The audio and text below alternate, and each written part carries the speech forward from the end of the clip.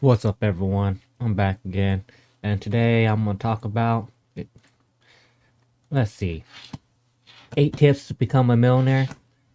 And this should help you become a millionaire. It might not all apply to you, but hey, these are some of the tips and to become a millionaire that I used. And before you get into this and go into all the debt talk or which method is better, I'm not talking about using the Dave Ramsey method. I'm not talking about using the snowball method. I'm just talking about some tips that can help you to become a millionaire. Now, before you take any of these tips serious, please talk to a financial advisor or talk to someone who knows about money that are certified and not just some guy off of YouTube. All right, number one, you stay away from debt.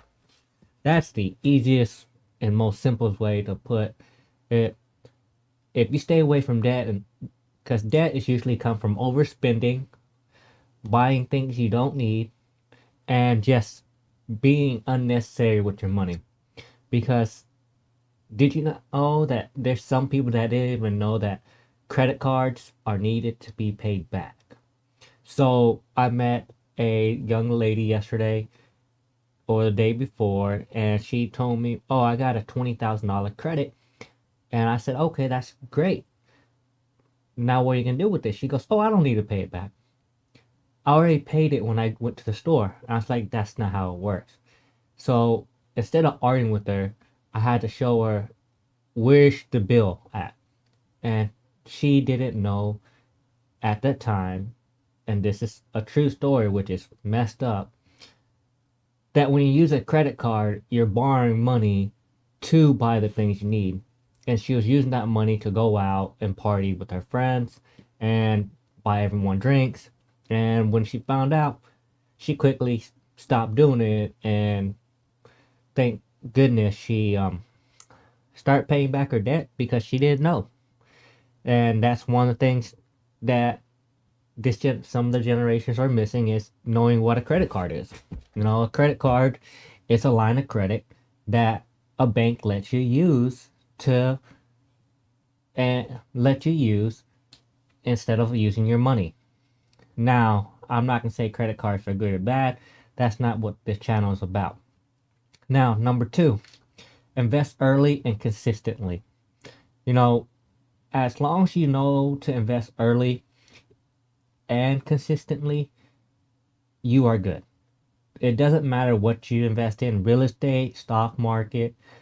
The track record on both of those are a upward trend.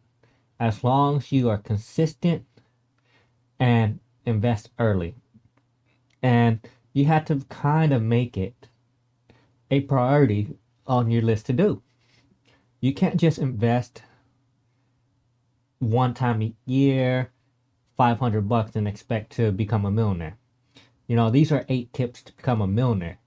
If you want to become a millionaire, you have to constantly invest. Because you have to let your money work for you, not anyone else. Now, number three, make a savings a priority. And why do I say that? Because if you do not have a saving account, and it should be 3 to 6 months worth of your income. When I mean income, I mean of your spending. So 1 month you should calculate, hey, I spent $4,000 in 1 month. So you should have $12,000 in a savings account for emergency at the bare minimum. That's 3 months. Now, Dave Ramsey said $1,000 while you're in debt. That's up to you. The other day I had to replace both my Cadillac converter on my car. It came out to be about $4,000. I had an emergency fund put aside, and if I only had $1,000, I would not pay for that deal. So it's up to you. It counts on your job and how secure your job is for your how much you want to save. I have a pretty secure job. I have plenty of other income, so I only keep about 3 months. But that's just me because I have passive income. I have disability from the military, and I have rental income. So I have those three different income, and don't forget I do have a full-time job and YouTube income. So I have 5 different streams of income. So I don't have to worry as much about having a 6-month saving account since I don't really live, how can I say, exact, I don't live outside my pay range. Now, number 4, increase your income to reach your goal faster. So when I first started working, I made a measly $50,000 and $40,000 a year as a entry level engineer. And then my goal every year was to increase my salary, either my side hustle or my job. If that was meaning to leave my current job to find a higher paying job, that's what I did. Because at the end of the day is I was trying to become a millionaire. So I would stay at a job for about 2 years and then start applying for another job to get a $10,000, $20,000 pay increase. And I'll go over there for the first year, get settled in. In that first year, I'll get settled in. I would work on expanding my side hustle, expanding my inventory. And my side hustle was flipping things. So I would go find, originally, I would go to dumpsters. I'll go to the clearance aisles and resell it on eBay. And I would find parts that I could resell. And it expanded into $1 million business. And now I'm downsizing it because it's too much to keep up by myself without having an employee. So now I have to say, hey, I grew it so fast that I was starting to make less money in my pocket and pay more in taxes and paying more to my employees. So at a certain point, I backed off. So I even have to look at my expenses and my business and my side hustles all the time saying, hey, I made $300,000, but I had to pay 280,000 in expenses, meaning my employees, insurance, and everything else like that. Hey, is that really smart to have a business and only make 20,000?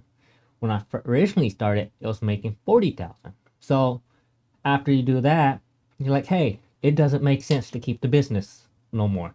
It's better to keep it as a side hustle and not expand it no more. And that's in my experience.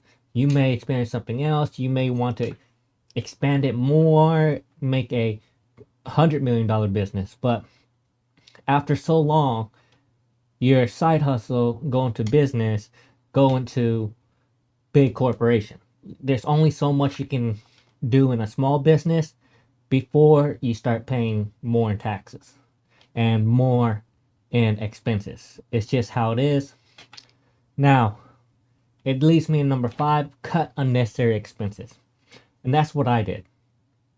I cut unnecessary expenses in my business to bring it back down.